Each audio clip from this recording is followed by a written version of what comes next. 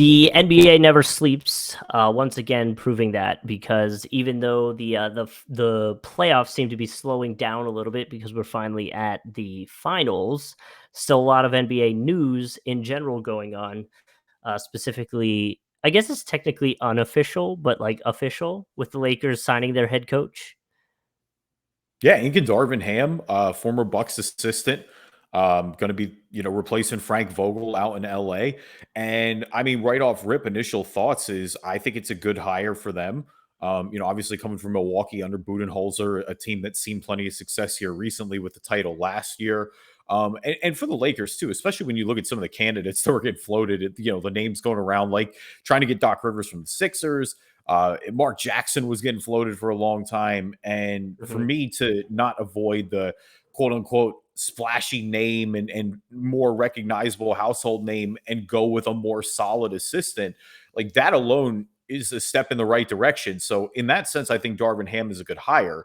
The Mhm. greater question remains is how much does coaching really matter here when you have just the flawed roster the way it is?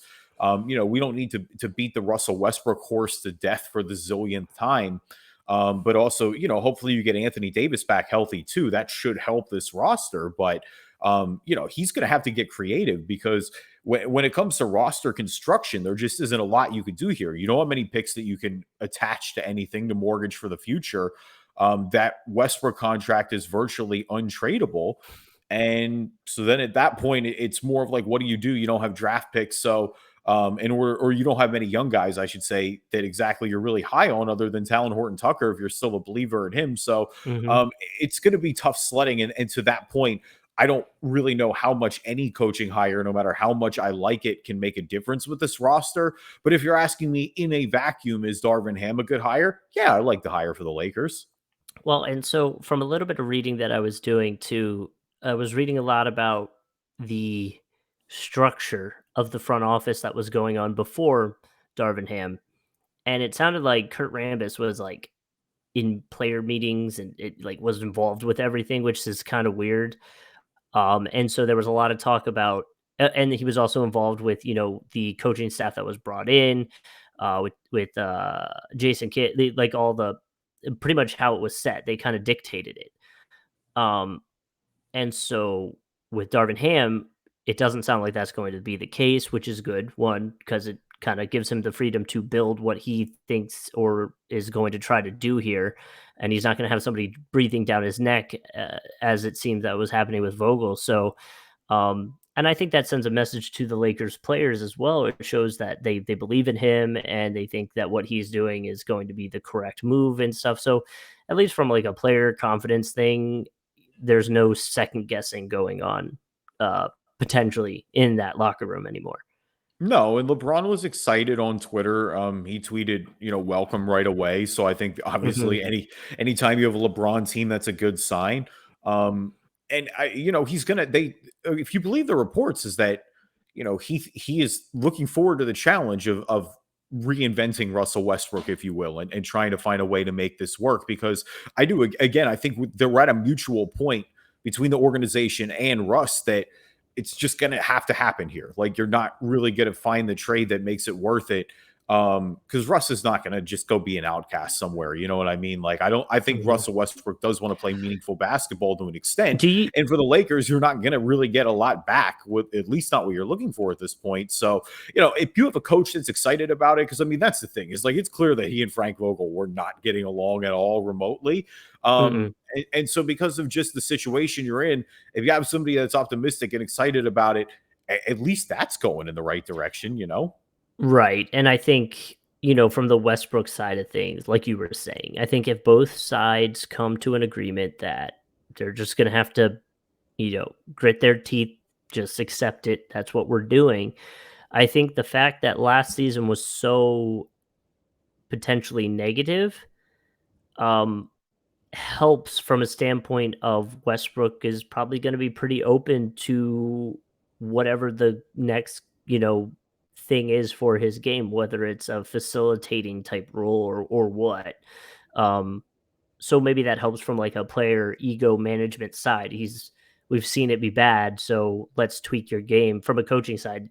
Let's tweak your game, and let's tweak the offense to fit whatever we're trying to do going forward for next year, so that we can all make this work and we can all thrive. Yeah, I mean, it has to be like plain Hmm. and simple. He has to be. There's no way around it. And like we said, regardless of how it ended last year, regardless of how uncomfortable it may have been at times, they got to make it work. They don't really have any other options right now. Again, just because of the contract situation, we know what it is at this point. Hmm. But hey, at least we got that. Also worth mentioning, Luke Walton, obviously former Kings head coach, has a new job. He's going to be joining the Cavs staff as an assistant for JB Bickerstaff. Like Luke is fine as an assistant coach. Like, again, he definitely deserved to lose his job in Sacramento. But I like this pickup for Cleveland. Like, if he's going to be an assistant, he's had obviously plenty of success in that role before in Golden State. So it seems to be, from a development perspective, he's respected in that front. So yeah, of course, I think anytime you have somebody with head coaching experience, it's not a Yeah. bad hire at all for Cleveland. No, I think he's got the experience, like you were saying, and with a younger team, development wise, that's what you're looking for. So I think it could be a good fit and a potential way for him to rehab his name as a potential head coach candidate going forward. Yeah, no, absolutely. Because I mean, like you said, ideally, you think he'd want another shot at the head gig here Hmm. eventually at some point. Welcome everybody to the Driving Dish NBA podcast. Hopefully, we're your head gig here when it comes to podcasts. Welcome everybody. My name is Kevin Rayfuse. Joining me as always, my co-host Justin Kuzart. All right, I have two tweets that I'm trying to go through right now. Okay. I think I'm gonna go with this one because it's more of a fun conversation. Oh boy. Uh-oh. Because the one's just like generic NBA player being all motivational tweet stuff, Right. Uh-huh. where this one's more a conversation. So the tweet is Stranger Things is pretty much Nightmare on Elm Street. If you know, you know. Okay. I don't know who tweeted that, and I haven't watched, or I haven't started the fourth season yet, so please no Okay. spoilers. No, I won't. Um, I've only watched episode 1 okay. of the new season. We meant to watch 2 yesterday during Memorial Day, but what ended up happening is I was an idiot and I played the very last episode of season 3 again, which was, I mean, it was nice because it was like a refresher, but Right, right, right.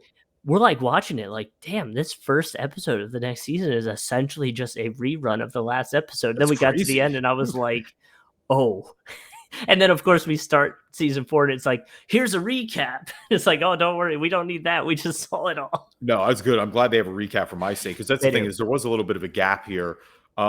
Before we dive into the Stranger Things thoughts, who did tweet that? That would be Terrence Ross. Okay, T Ross. Shout out to T Ross, Orlando's finest. Mhm. Um, so yeah, apparently, the one thing I've heard consistently from people who have watched either all of it or more episodes that I have is that, it's always been horror based a bit, but I've heard it's quite like It's terrifying compared to the last couple of seasons. Like, it's way more Yeah. of a horror show now Yes. than it's been in the Yes. past. And I forget the actor's name, but there's a new character who is he's like he reminds me a lot of he looks like Billy, if you remember Billy from Yeah, of season course. 3. Yep. He kind of looks like that, but like a nerdier version, I guess. And he's pretty cool.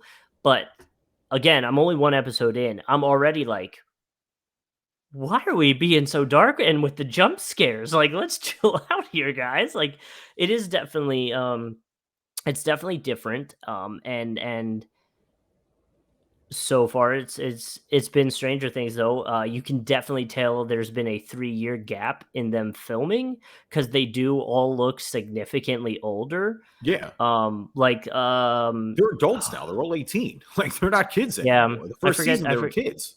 I forget the actor's name, but that he's on he's on the basketball team and he looks like he went from being this scrawny kid to like pretty fit, and you're like, whoa, what happened here? Yeah, So right.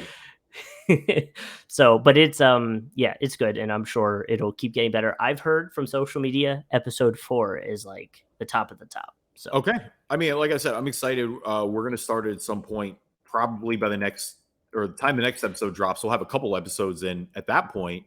I don't know. We'll get all 7 done. They're I they're watched longer Kenobi. episodes, by the way. No, they are. I like that, and I Yeah. like with the hiatus for a little bit that they're all Mhm. like 70+ minutes. You get your money's worth. Yeah. Well, And the I know there's last more 2 are coming as like well.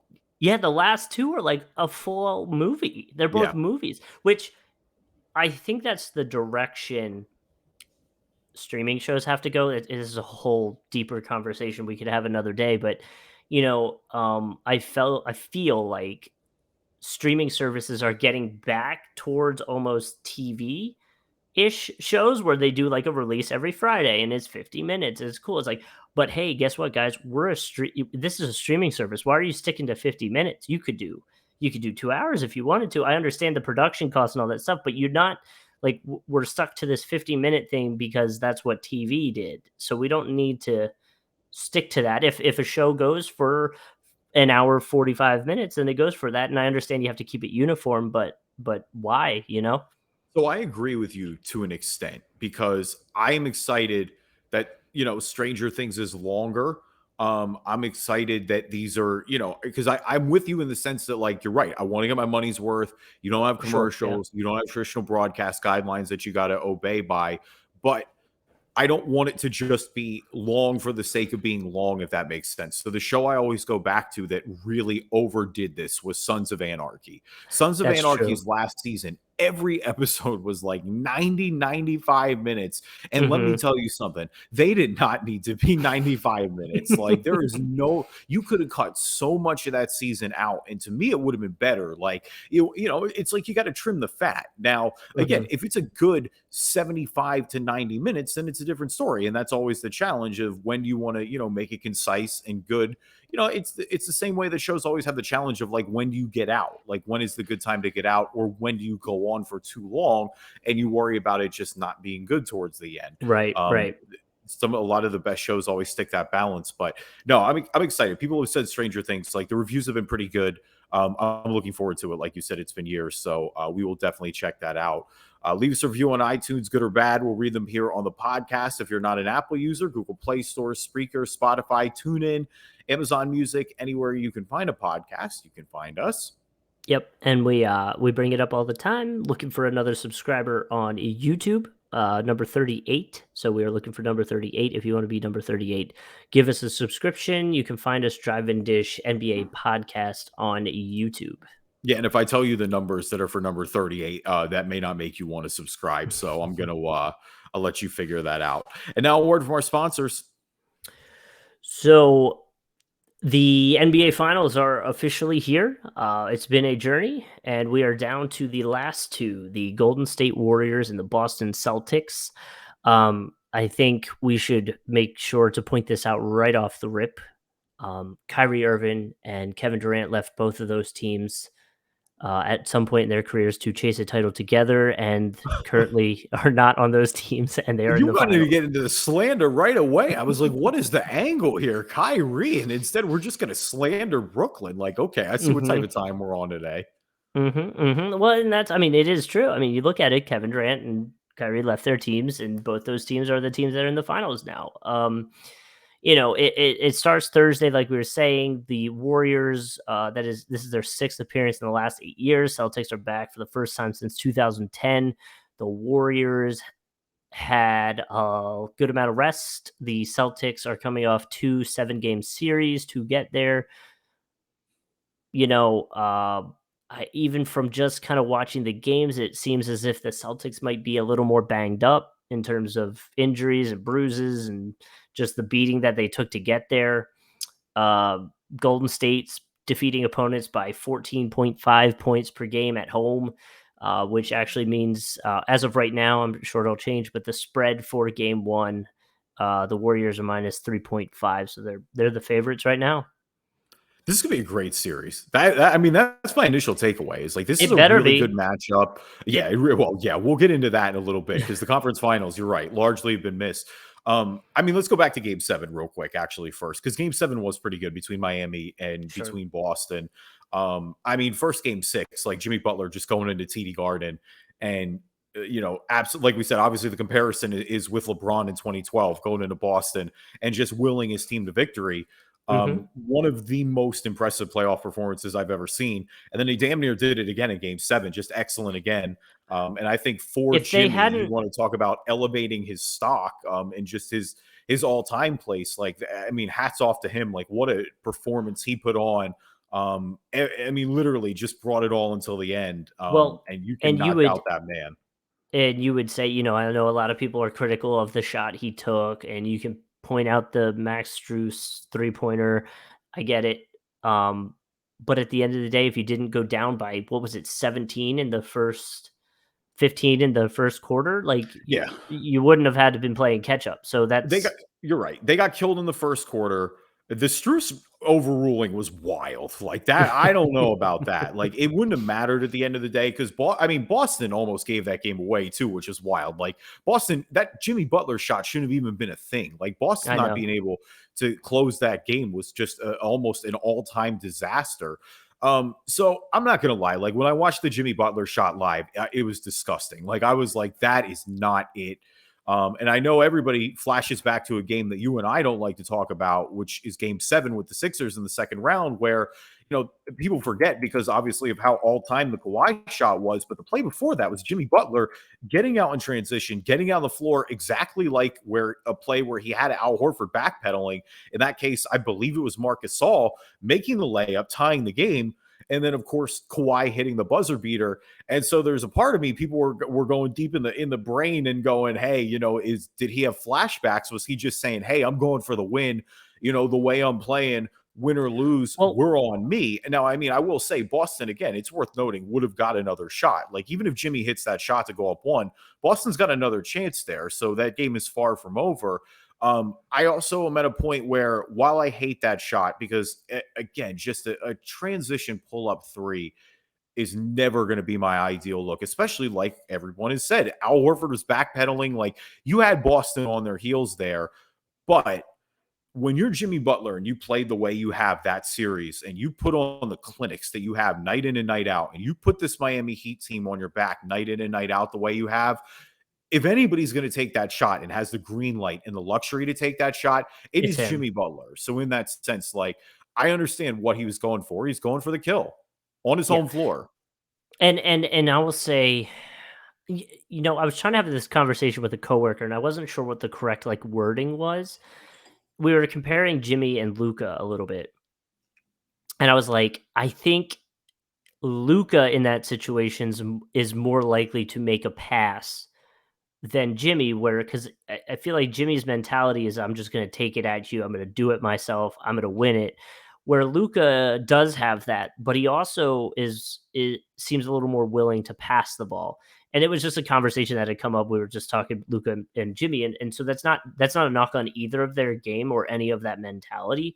It's just if you told me that it's the the last play of the game and someone's taking a shot for the Heat, of course it's going to be Jimmy. Like that, of course. Yeah, without a doubt. But I mean, I think that's part of it, right? Like that's playoff Jimmy. That's what he Yes. does. Like he's your closer. Right. He lives for those Right. moments. I mean, to me, Jimmy Butler, the best when he's at his game is when he's downhill, when he's attacking. Like I, Yes. I think it's when he's playmaking because that, when he gets into the Mhm. lane and just is able to finish in transition the way he can, obviously that sets things up for his teammates as well.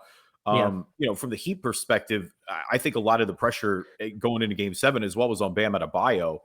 Yeah. I think it shouldn't be a referendum series on Bam, but I think people were viewing it that way as if because I think a lot of the talk, and we're going to get into the Heat's future, but was Jim, while Jimmy Butler's heroics were incredible, it was also holy crap, Jimmy Butler is having to do it all. And where It are his stars? Who's his 2? Who's his 3? Bam was excellent in game 7. Like he went out and he brought it, like he was assertive the way he wanted it to be. He got into the paint. It didn't matter whether Al Horford or Rob Williams were on him, obviously 2 excellent defenders. So I think that was good to see it from Miami, like going into this season or this off season. well, and like you said, I mean, Tyler Hero was hurt. He would have been he was at least in the regular season. I He was a know, corpse in that game. yeah, and so I get the points there. It's just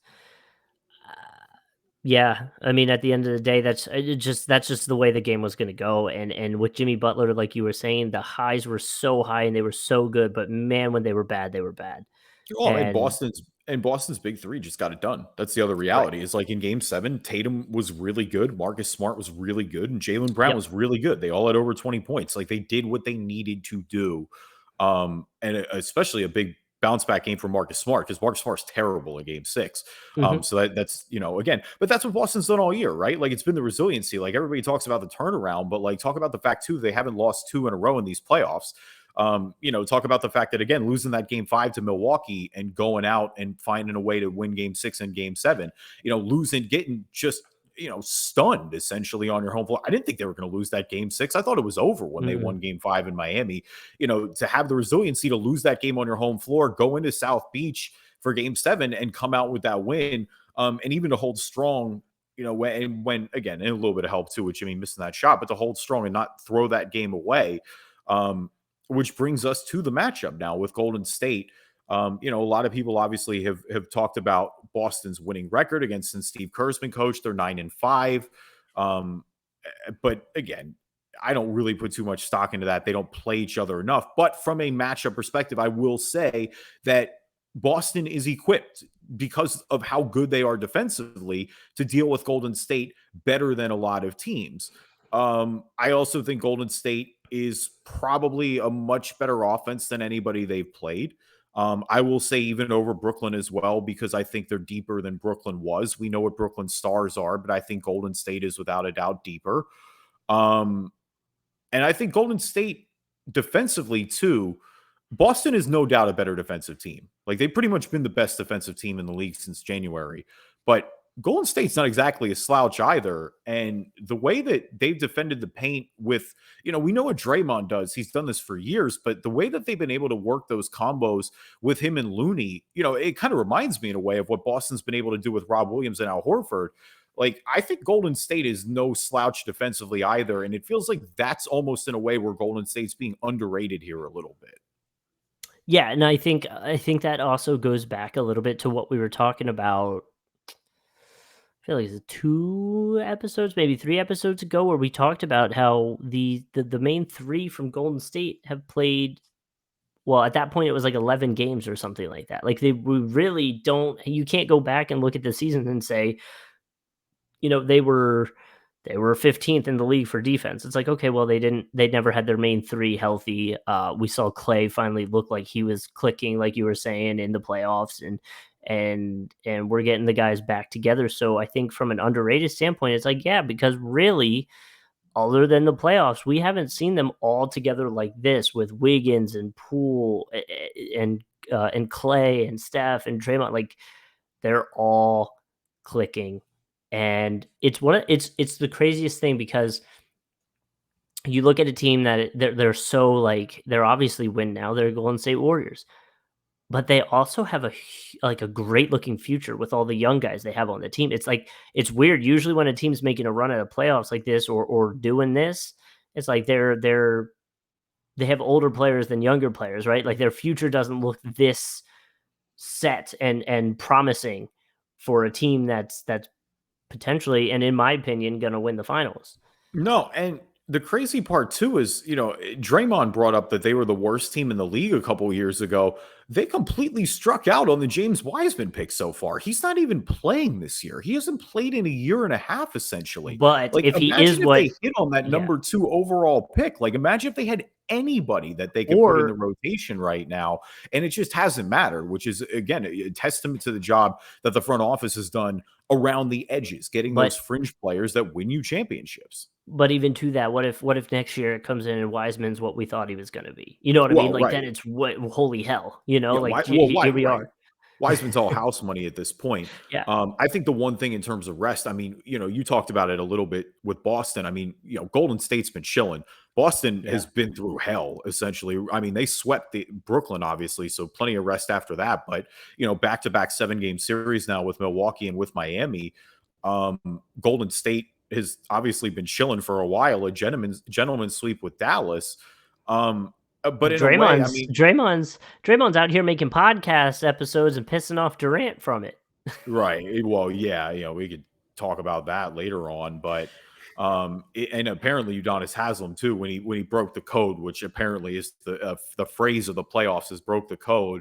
when Draymond said that they were going to play Boston, which they are playing, by the way. And I think most people thought they were going to play Boston, especially post game 5. I get it. You got to motivate yourself. So I understand what Udonis is doing for his guys as well. Mhm. Um, but no, and I mean the rest benefits both teams obviously tremendously. Boston doesn't have anybody significant missing right now, but for a guy like Rob Williams who's clearly banged up, for Marcus Smart who's clearly banged up, that's going to go a long way. For Golden State, I mean, you talk about adding guys back into the rotation. I mean, Gary Payton says he's going to be more game time for the first game of the finals, but it seems like they're going to get him back here at some point. It looks like they're going to get Otto Porter back, which is huge. And Mhm. it looks like they're going to get Andre Iguodala. So again, a long way from the Iguodala of old, but being able to add him back into that rotation, like to me, that would be one of the advantages. Like when they were missing Porter, especially, like they'd have to play Beliza a lot more. And I just think Beliza is kind of a liability at this point. That's a matchup that Boston can exploit. Like that's the thing.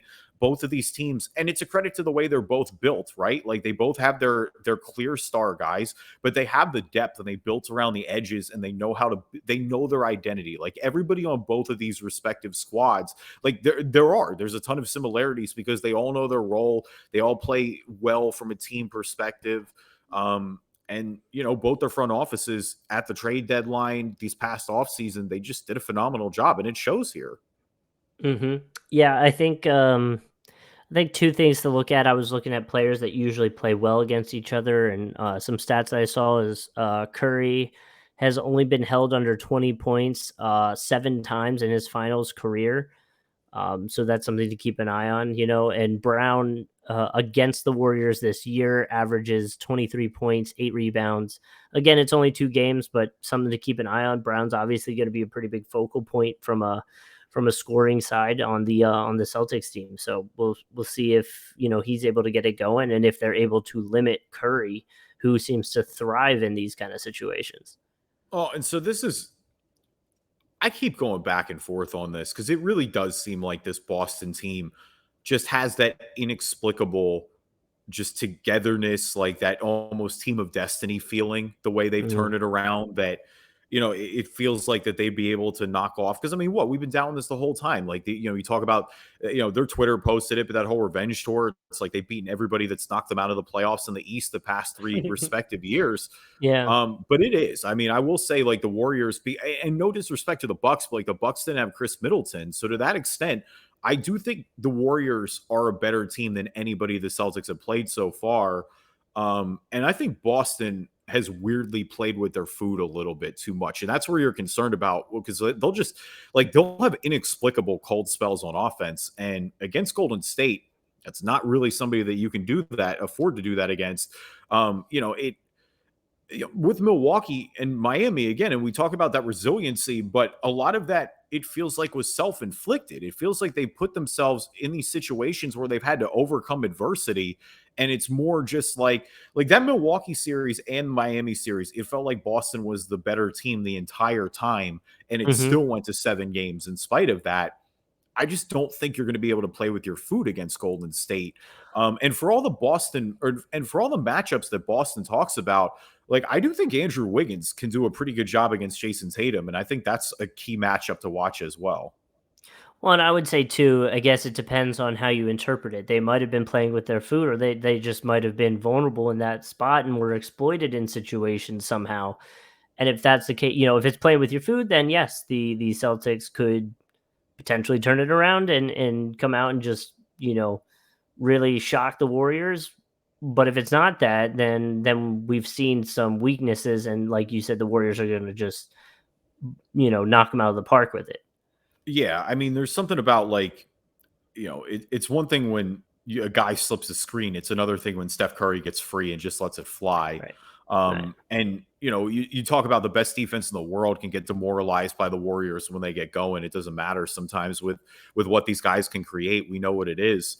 Um, like I said, the Wiggins matchup is key to watch. I really want to see what he can do against Tatum. You And I imagine that would say Draymond's going to be guarding him a pretty healthy dose as well. Um, I don't think that. I mean, that's the thing with Boston too is there's not really a mismatch you hunt here. Like, there's nobody that you go after. Um, I mean, who's your best shot? Like if Grant Williams is on the floor, but like Grant Williams has been great defensively all year. So Yeah. I'm interested to see what they can do. And I talked about how Golden State is the hardest team that Boston's had to play all year. I would say Boston is the hardest team for sure, too, that Golden State's had to play all year. I mean, you look at their matchup and the way that they got to the finals. Yeah, I mean, Denver only had Jokic. Like we talked about all season long where they didn't have their top guys. When you go up against when you go up against Dallas, like Dallas was somebody that necessarily wasn't expected to be here. And again, Golden State took care of their business. The toughest matchup they probably had was with Memphis in the second round. But even with Memphis, John Morant got hurt. So that took a little bit of a bite out of that series as well. But again, Golden State also, what was that point margin you mentioned? It was 14 points. Like Golden State, I'm also not going to knock them for playing who's in front of them. They handled their business clearly. And now they're sitting here in the finals. And I think as well, they have something to prove. When you talked about, again, them being back, I think there were a lot of people who feel like when Golden State lost, when Kevin Durant left and they lost that series to Toronto, that the dynasty was over, that was the end of the Warriors run. Here they are with something to prove. Klay Thompson obviously coming back, and then with some of these young guys who have bought in as well and want to get a chance at their first ring, like they have that motivation as well. And that's just what elite teams, what dynasties do in the NBA. They rip your soul out, right? Boston's one of the feel-good stories of the year. There's tons to like about this Boston team. Al Horford going for his first ring. You saw the emotion when he finally got there.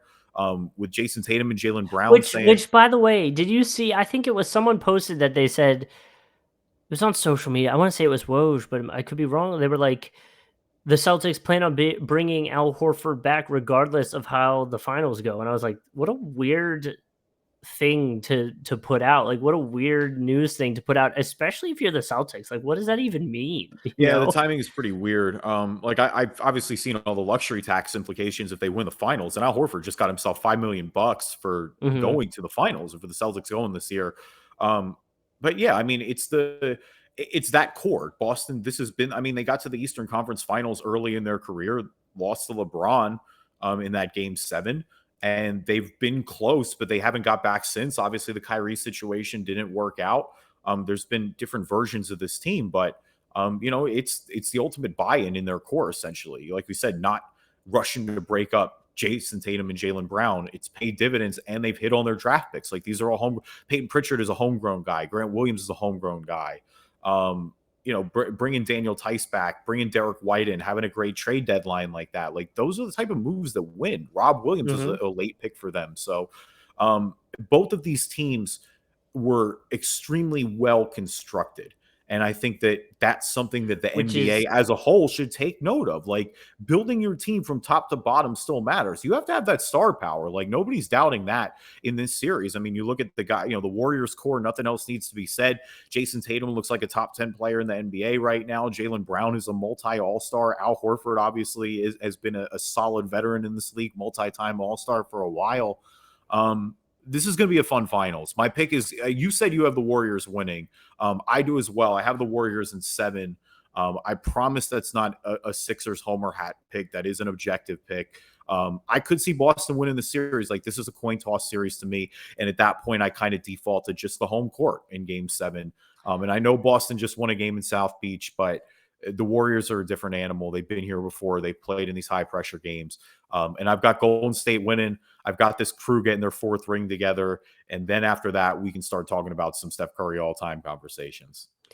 Well, and like you said, I think it's the Warriors. I just hope they're close games. Like we talked about, there were so many blowouts. I just hope it's close so that it's intriguing to watch and exciting to watch. That's really all I ask. Other than that, that's really all I got with the Warriors. Is I think they get it done. If you're asking me to put my money on somebody, it's going to be Steph Curry. And this, it's just we've seen it with him, like you said. We've seen it. He's done it. I kind of think he's going to do it again. So, well, that's the argument, right? Is the stupid argument, irrational argument that Steph Curry gets is that he's never won a Finals MVP. So I agree. There is some weird motivation on that front. It shouldn't need to be, but a weird motivation on that front. Do you have a But number? You got 5, 6, 7 games? I wanna say 6, um, but, like, I'm also saying that because you said 7, like, I think it could be 7.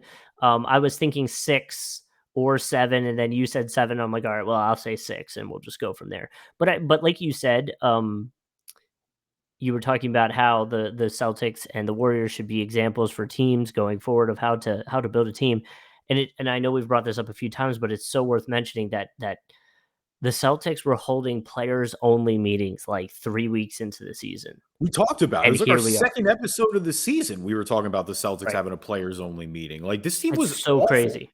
for the first We like 3 thought months of the year. They were hard. Like they got we crushed by the Sixers at the end of December, and there were people asking valid questions of, "Is this it? Are we blowing this core up?" right, are who's getting traded, Tatum or Brown? And Well, he it was. I and don't look think it was ever Tatum. It would have been I insane know, if it but was Tatum. Like that would I have know, been but wild. But I'm pretty sure that's how the headlines were going, like who goes, and but here we are, we've really changed that narrative, obviously. So I think even if they don't win the finals, again, they could, and if they do, but if they don't, I still think that's a huge testament to a massive turnaround season. I saw a couple people talking about this on Twitter. I think Steph Curry, without a doubt, is the best player in this finals. I think Jason Tatum, without a doubt, is the second best player in these finals. And that's where it kind of gets interesting. And I guess the question for you that I'll pose is how many Warriors do you have over the Celtics, or do you have Jalen Brown over any second guy on the Warriors? Yeah, I feel like I'd have to. The problem is, I feel like most people, a casual NBA fan, is going to say Clay next, right? Or Dre? But yeah, but his numbers aren't gonna show for I a see. I think casual Dre's fan. importance is more important than Clay's, and I agree. I'll always say that. I agree, but if you're gonna from a just a regular old NBA fan, they're gonna look at the numbers and be like, "What he hardly gets double digits," like, I actually think it is Brown. I think it's Okay. Brown. I'm gonna say Brown. Yeah. It's man, it's interesting for me because it's like uh, Poole is tough to place.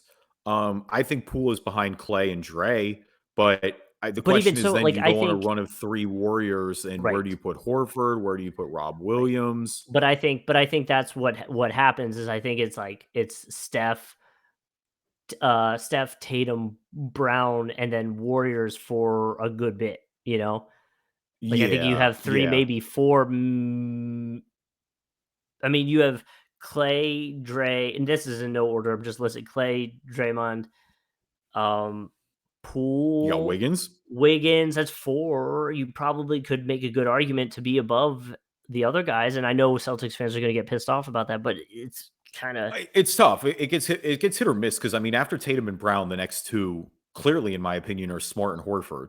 I know yeah. what Rob Williams does for them defensively, but I like Horford's versatility more, and I like his Yeah, veteran and I leadership would say more. I would say recency bias, obviously, with Horford playing so well in the playoffs would raise him up a little bit. But if we're doing the whole season, I don't know.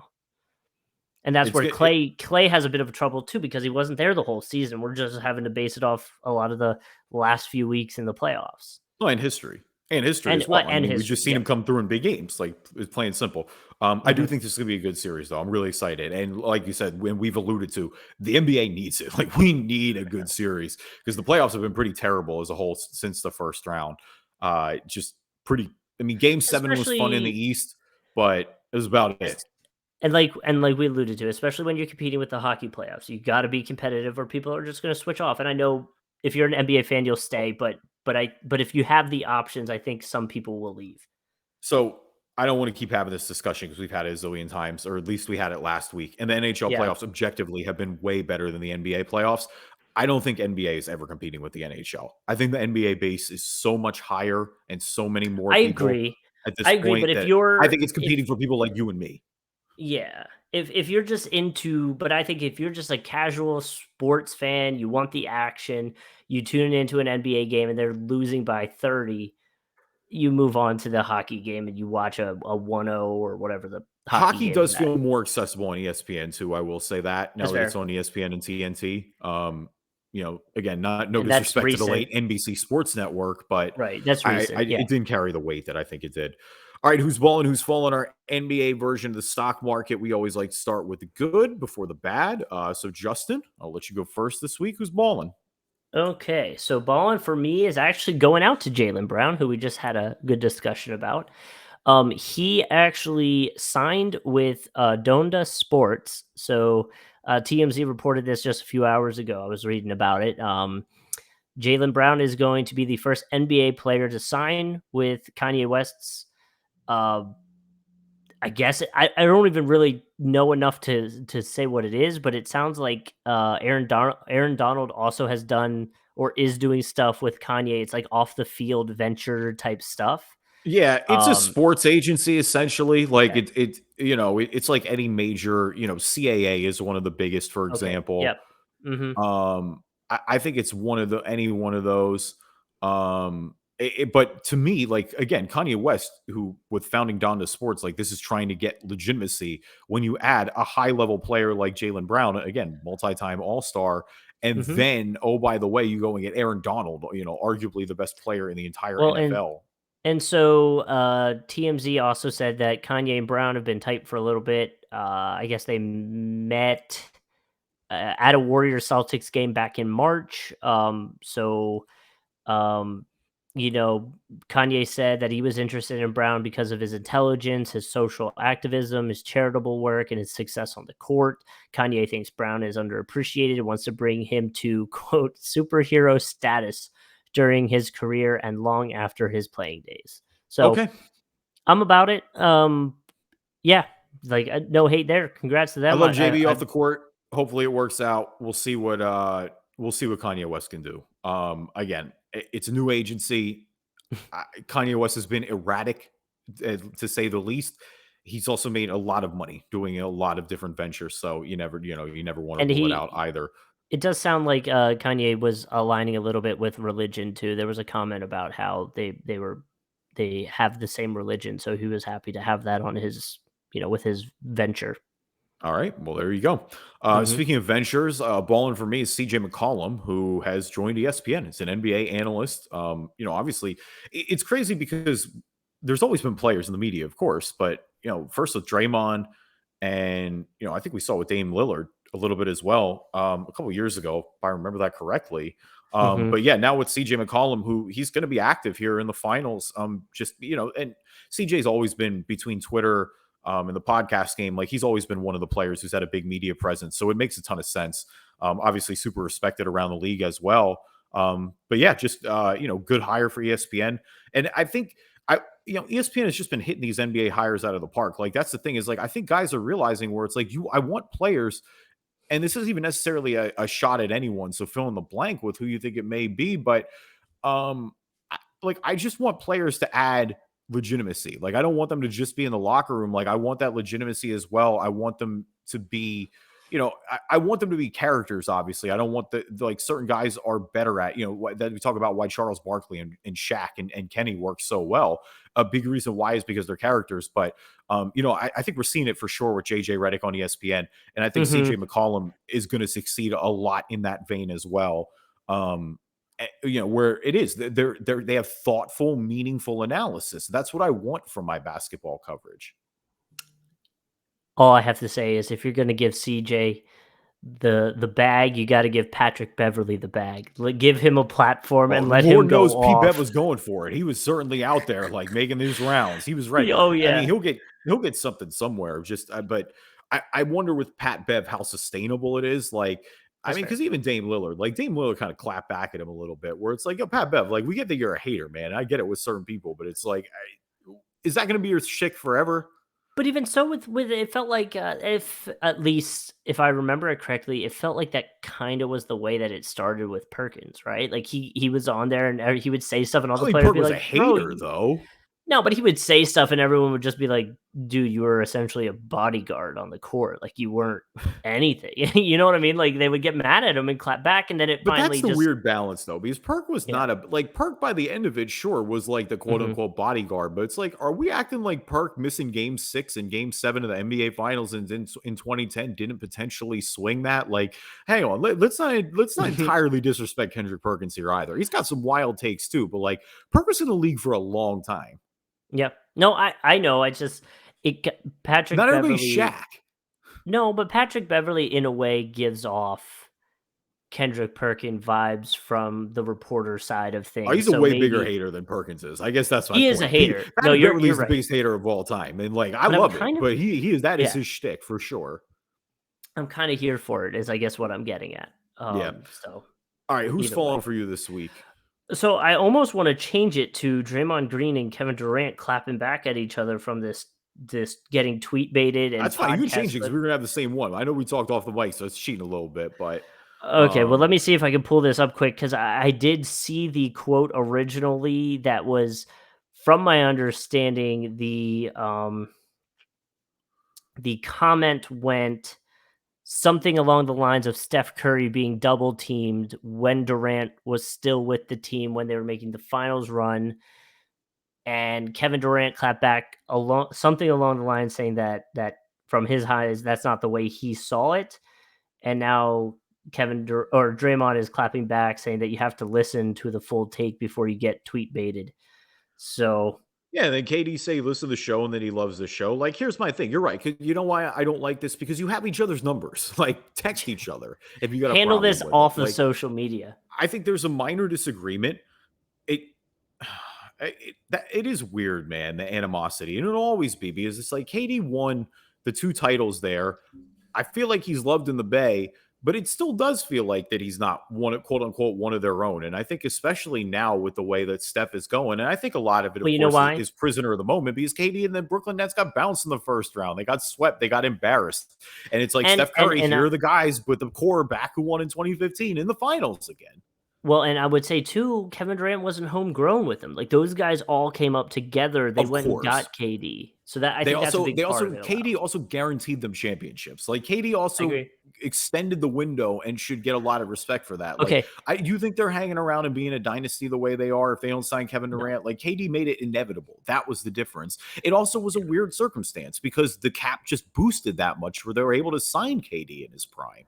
So Draymond's full quote is Kevin Durant was absolutely incredible in those finals runs. As you know, you watched it, we all watched it. Kevin Durant Yeah. was absolutely insane. Steph Curry got double teamed probably 7 times the amount that KD did in a given series. So when you watch those games and you say, his numbers could have been a little down, he's facing a double team. And by the way, this isn't a double team from the Orlando Magic. This is a double team from the team that's playing in the finals. Which we know if you're in Bro, the finals, you're a good defense. These are hang real on. double teams. Why are the Magic always catching strays? How does it always involve the Magic? Kuzma threw that random shot at them years ago. This is not a Dude, Magic double team. What did the Magic do to deserve that? poor Magic, but that's the same as what's his name? Kelsey putting out the April Fool's tweet that he was coming to the Jags. It's like, yo, Yeah, but where the did Jags this have hate been come the from? worst. The Jags deserve it. No, the Jags I know. deserve it. As much as I So and Jags fans don't. That's the thing, is like, don't come yeah, at me, Jags fans. You know I love you guys, but yeah. Jags fans deserve the Jaguars franchise deserves it. The Magic haven't even been the worst. Like the Magic have definitely been bad, but like the Magic have been the worst franchise in the league. Yeah. So the rest of the quote was these are elite teams throwing elite defenders at guys and the impact that he has on the game if you don't understand basketball, not understand the stat sheet, if you don't understand basketball, which most people don't, then yeah, you're going to come out and say that Steph needs to validate everything by a finals MVP.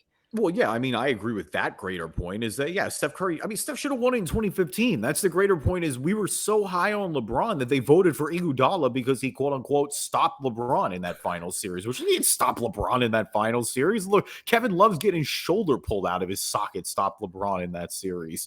Um, So that's what's hold on. crazy is they should have flipped it. The Warriors should have won in 2016 when they won 73, and the Cavs should have won in 2015. It just was backwards. So there's all KD is really going off with this. So Twitter user named SwaggyC posted a graphic that shows that since Steph got double teamed 40 times compared to KD's 2, and KD's response back is, and I'm sorry for this, bro, at Ballsack Esport made this graphic, gang. No, okay. See, I was way tamer than I thought it was going to be. Oh, I love I it thought though. Katie was just going to curse him out or something. No, I No, mean, look, KD just needs to chill. they both got double teamed. We know what Steph was doing in MVP Steph. We know how Steph was the engine of that offense. Katie was great in the finals. I don't care. Like at the end of the day, like text each other. Stop being just they need to squash it out. Oh boy. The first comment in Reddit is exactly where we need to be. Got to feel bad for the Magic out of all this. They're catching strays. The Right. response the response back goes, "We're used to it at this point. Literally nothing can be worse than getting clowned by Kyle Kuzma." Oh yeah. I mean, Kuzma just crushed them, man. It was like out of nowhere. People were mad about that in Orlando. I forgot about that, but Kuzma like will get booed for a while in Well, Orlando. the guy's next response was, "It really only makes it worse because Kuzma was right." Yeah. I mean, So, they got number one. They can change it around, hopefully, here mm, sooner than later. All right. Fallen for me is OG Anobi and his Toronto future, apparently. If you believe the reports, he's unhappy with his role. He potentially wants out. mhm. And I'm not going to lie, this is pretty surprising. A couple teams are looking at him, apparently. The Trailblazers are one of them. Dallas is another one as well. But uh, I mean, it's just more surprising to me because you don't often hear players want out of Toronto like that. Like, especially again, OG Anunoby was drafted by the franchise. He was a big part of their run this year. This would be a pivot. Like, I understand from a role sense that he and Scotty Barnes kind of overlap. Scotty won Rookie of the Year, like he seems to be the man right now. But man, it sure feels like OG's still a big part of that core, and it would be pretty surprising to see him ask out now. It feels like this is a rumor that was started by the Portland Trailblazers, the Utah Jazz, the New York Knicks, the Mavericks, teams that want him put it out there, right? Because they see that there's that overlap, and it's like, might as well, that's kind of There at was least a the vibe there I was a got. rumor that I saw got put out there with Portland, where it was like Portland was going to give up number 7 this year and a first for OG. And I was like, I love OG and Newbie, but he gets hurt a lot. That feels extremely excessive if you're Portland. The one I was reading actually was it was because the Heat don't really have much money wise that they could do was somehow Tyler Hero ended up in Utah and OG ended up in Miami.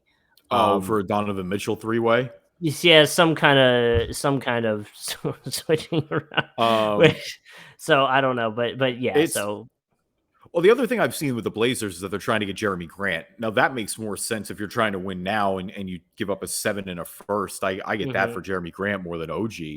Um, But I get trying to look around. Like if you can get OG Anunoby, get making the trade for him. Mhm. I don't think I'd give up 7 and a first. That feels like a Would lot. you if you could, if you're the Mavericks, would you consider putting Jalen Brunson into a trade for OG? Oh man, it's tough. I don't know. Because I don't it doesn't really make you better. You know what I mean? Like it's kind of a wash, especially I think Dallas needs to just pay Brunson as painful as it's going to be. And I get you worry about if him and Luca don't work perfectly together, but you let them figure it out after the run they had this year. Like they just got to the conference finals, give it another year or two and make a definitive decision. If it's not going to work, then Well, not letting him walk out the door and potentially taking a step back instead of going forward and with Luca as he gets closer to his prime. I know we were eventually going to transition to it, so it kind of fits in perfect with like what do the Let's Heat, what transition to do it. the We Mavericks, talk about it.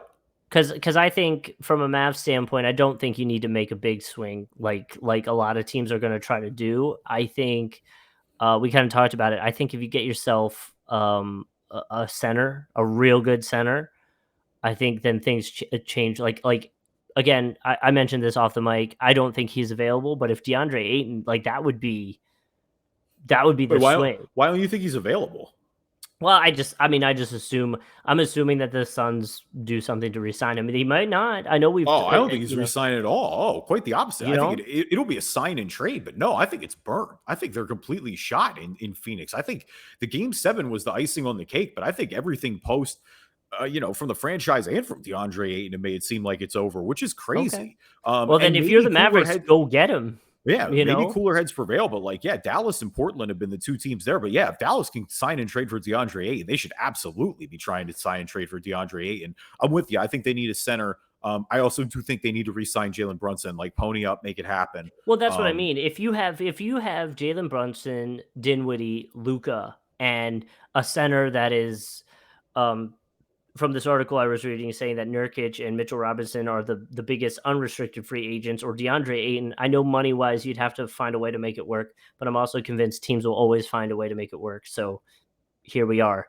But if you have one of those guys there with the team and some depth, I think you're sitting real good. Yeah, no, 100%. I'm with you as well. In terms for Miami, because Dallas, again, Dallas was kind of playing with house money, getting to the conference finals, watching Luca break out like this as he continues to, there's not really that. I mean, especially after the way they beat Phoenix, I don't think there's too many disappointed Dallas fans. Maybe that I think if they got swept, it'd be a different story. Just because anytime you get swept, it's disappointing, Hmm. especially when you're in the NBA's Final Four like that. But there's not the urgency with Miami. It's a little bit different because this Miami team, and again, you don't want to call. I would never call this run a failure. I mean, they made the finals 2 years ago, second round last year. You lose in 7 in the conference finals this year. Again, a Jimmy Butler miss away from going back to the finals. But for Miami, I think the greater concern is, this was supposed to be, or you were supposed to be past the point where, because that was the weakness of the finals, right? Is that was Jimmy Butler just doing everything. And we've Hmm. seen what he's capable of. I mean, that was one of the all-time playoff runs that we witnessed from Jimmy Butler. I mean, what an absolute just monster effort from him from game 1 all the way through game 7 of this past conference final series.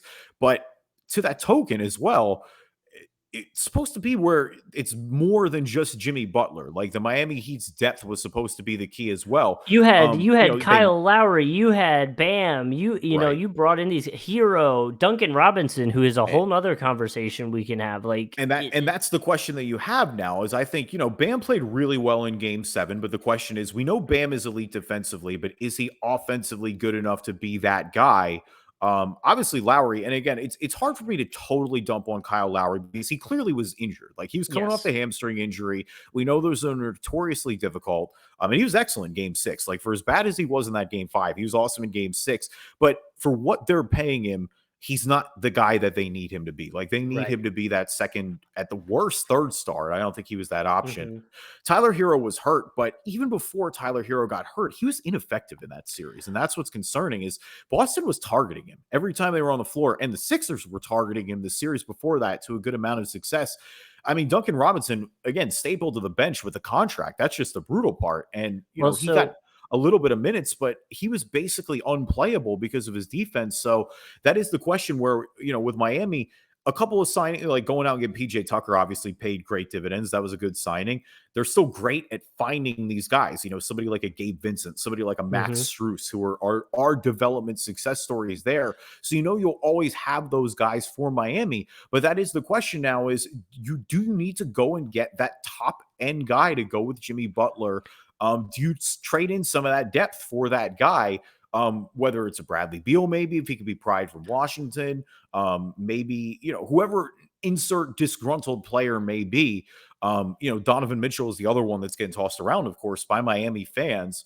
Um, you know, I get both sides of thinking, but yeah, there are concerns with some of their top guys. I mean, namely Hero. It was alarming that he was basically unplayable in some of these meaningful games Well, against Boston.